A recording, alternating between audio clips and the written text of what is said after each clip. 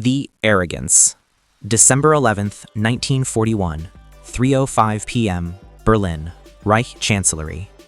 The chandeliers tremble slightly as applause rolls through the marble hall. Adolf Hitler steps back from the podium, eyes sharp, jaw set. The declaration has just been made. Germany is now at war with the United States.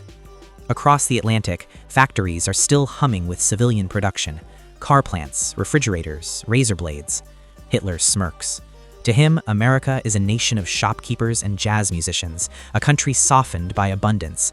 He once sneered that the United States was nothing more than a Rosier Klingenfabrik, a razor blade factory, a people too obsessed with comfort to fight a modern war. The men in the hall laugh along with him. They have just conquered France in 6 weeks. The Wehrmacht stands deep inside Soviet territory. U-boats prowl the Atlantic. The Luftwaffe has burned cities. And America? Untrained, undisciplined, unblooded. Across town, propaganda minister Joseph Goebbels scribbles in his diary, confident that American intervention will be theatrical, not decisive. German newspapers echo the same message. The United States lacks the will for prolonged sacrifice. But in Washington, something is already moving. The morning after Pearl Harbor, the War Production Board begins its work. Automobile plants in Detroit halt civilian output. Within months, assembly lines that once produced chrome-trimmed sedans are welding armor plate onto B-24 Liberators. The transition is violent and immediate, like an engine shifting gears at full throttle.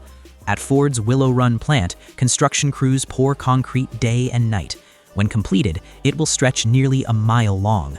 It will produce one heavy bomber every hour. One every hour. You can almost hear the rhythm of it. Rivet guns hammering in unison, conveyor belts clanking, thousands of workers moving with mechanical precision. Hitler never saw this part. He never walked the factory floors where women in denim overalls learned to buck rivets. He never smelled the hot oil and aluminum dust thick in the air. He never stood beneath a B-17 fuselage suspended overhead like the skeleton of some metallic beast. In early 1942, German intelligence reports begin filtering back to Berlin. American shipyards are launching vessels at an impossible pace. Liberty ships sliding into the Atlantic faster than U-boats can sink them. Aircraft production doubling, tripling. Hitler waves the reports aside. Production means nothing without fighting spirit. And besides, the Luftwaffe still controls the skies over Europe. But something else is happening. American air doctrine is evolving into a machine of its own. At airfields across England, crews gather around olive drab bombers painted with pin-up girls and hometown names. Memphis Belle, Hell's Angels, Sentimental Journey.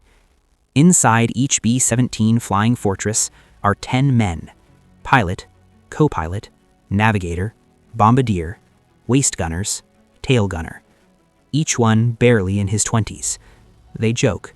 They chew gum, they write letters home, and then they climb into the freezing dark. At 25,000 feet, the temperature drops to 40 degrees below zero. Oxygen masks hiss. Frost creeps along the inside of the fuselage. Flak bursts like black flowers in the sky. German fighter pilots from Jagdgeschwader units slice through formations in Messerschmitt Bf-109s and Focke-Wulf 190s. They attack head-on. The most lethal approach. Closing speed, nearly 600 miles per hour. You see the flash of cannon fire. You feel the bomber shudder. Metal tears. A wing peels away. The Americans keep coming. Losses are staggering. Entire crews vanish into smoke over Schweinfurt and Regensburg. The 8th Air Force bleeds in the skies of 1943. In Berlin, Goering boasts that no enemy bomber will ever reach the capital. He promises it. And still, the reports from the east grow darker. The Red Army does not collapse. The Atlantic is contested, and American factories do not slow down. They accelerate. By late 1943, German cities begin to feel something new. It starts as a distant drone, almost indistinguishable from wind. Then it multiplies. Hundreds of engines. The air vibrates. In daylight, silver formations stretch from horizon to horizon. Contrails scar the sky in perfect geometric lines. Beneath them, escort fighters with unfamiliar silhouettes glide alongside. Long noses, sleek frames. The Reich Air Ministry studies photographs in silence. This is no longer a razor blade army. This is something else. And it is only beginning. Because the next innovation, the one that will truly darken Germany's skies, is already warming up on a runway in England. The escort that changed everything. October 14th, 1943, 11:37 a.m., 22,000 feet above Schweinfurt, Germany. The sky is thick with smoke. Below, ball-bearing factories burn. Above, B-17s fly into hell. Luftwaffe fighters slash through the formation again and again. Messerschmitt Bf-109s climb vertically, roll and dive straight through the bomber boxes, their 20mm cannon shells ripping aluminum apart. Focke-Wulf 190s fire rockets into tight clusters of aircraft. Inside the bomber Ye Old Pub, pilot Captain Charles Brown grips the yoke as hydraulic fluid leaks across the floor. The tail gunner is dead. 2 engines are gone. The plane is barely flying. All around him, fortresses fall. That day will be remembered as Black Thursday. 60 American bombers destroyed, hundreds of airmen killed or captured. And in Berlin, they celebrate. Reichsmarshal Hermann Göring points to the casualty numbers as proof that strategic daylight bombing cannot succeed. The Americans, he insists, will bleed until they stop coming. For a moment, it looks like he's right. The problem isn't courage, it isn't production, it's range. American fighters based in England, P-47 Thunderbolts and Spitfires, can escort bombers only part way into Germany before turning back for fuel. Beyond that invisible line, the bombers fly alone. And alone, they are vulnerable. The 8th Air Force faces a brutal decision: abandon deep strikes into the Reich or find a way to protect the bombers all the way to Berlin. The solution is already in development.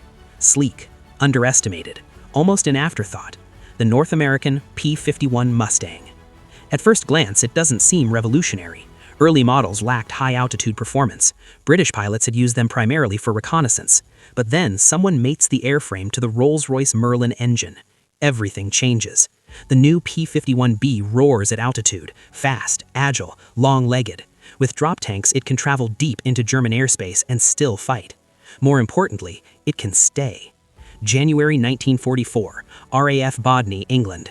Pilots of the 352nd Fighter Group gather around their new aircraft, painting blue noses on polished aluminum fuselages.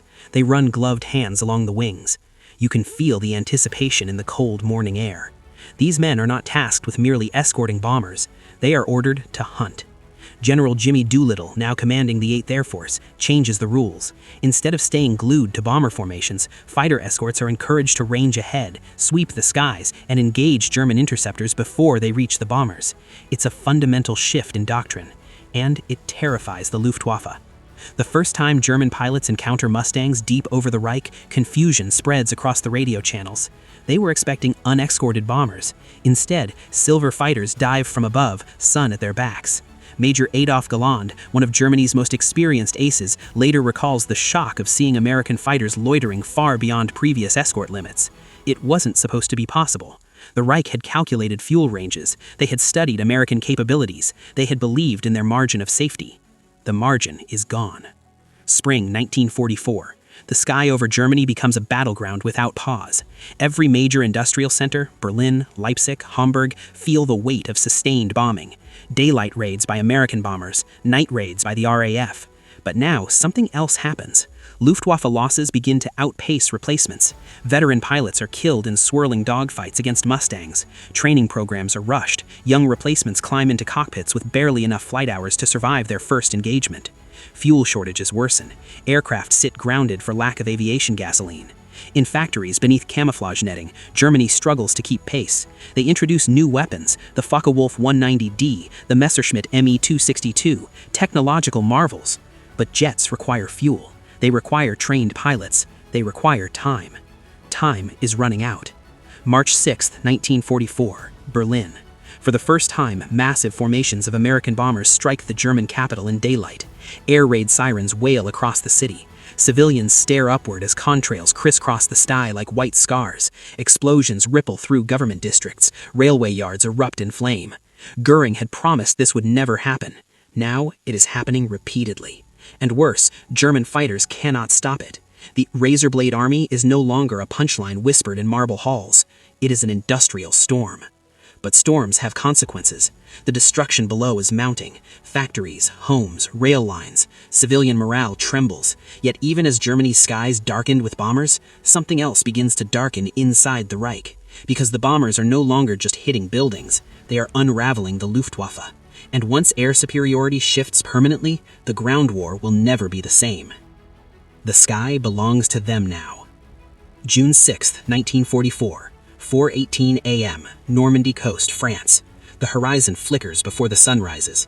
Naval guns thunder from the channel. Paratroopers drift through low clouds. And above it all, barely visible in the half-light, American fighters circle like sentinels.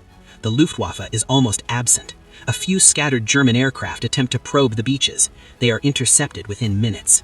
Years earlier, the German war machine had dominated European skies with terrifying precision. In Poland, in France, over the Low Countries. The scream of the Stuka dive bomber once meant paralysis.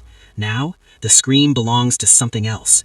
P-51 Mustangs sweep inland, strafing rail yards and armored columns. P-47s dive low, unleashing rockets into convoys attempting to reach the beaches. Locomotives explode, fuel trucks burn. You can almost feel the helplessness from the German ground troops below, staring up, knowing the sky no longer answers to them. Field Marshal Erwin Rommel had warned that Allied air superiority would make movement in daylight nearly impossible. He was right. German reinforcements crawl forward at night, hiding by day beneath trees and camouflage nets. Even then, reconnaissance aircraft find them. The air war has shifted from strategic bombing alone to tactical strangulation, and it is suffocating the Reich. Back in Germany, the factories struggle. Ball bearing plants hit repeatedly, synthetic fuel facilities targeted with increasing precision. The Americans have learned where to aim. Oil. Without fuel, tanks are useless. Fighters cannot scramble. Training hours are cut in half. New pilots graduate with minimal experience, thrown into combat against seasoned Mustang squadrons. By late 1947, the numbers are catastrophic. The Luftwaffe is losing not just planes, but irreplaceable veterans. And unlike 1940, there is no breathing space. The bombers come daily. You can hear them before you see them, a low mechanical roar that grows into a living wall of sound. Windows rattle, children are ushered into shelters, anti-aircraft batteries bark into the sky, black flak clouds blooming at 25,000 feet. Sometimes a bomber falls, spiraling down in smoke, but most press on. They release their payloads in synchronized waves, thousands of bombs walking across industrial districts. Steel plants collapse inward, assembly lines twist into molten wreckage, rail junctions vanish beneath craters. At night, RAF Lancasters continue the assault. Germany no longer experiences quiet. In September 1944, American intelligence estimates that the Luftwaffe's effective fighter force in the West has been reduced to a shadow of its former strength. The once feared Jagdgeschwader units scramble desperately when radar detects incoming raids, but they are outnumbered, outflown, and increasingly outmatched. Major Adolf Hitlercalculations, frustrated and furious, argues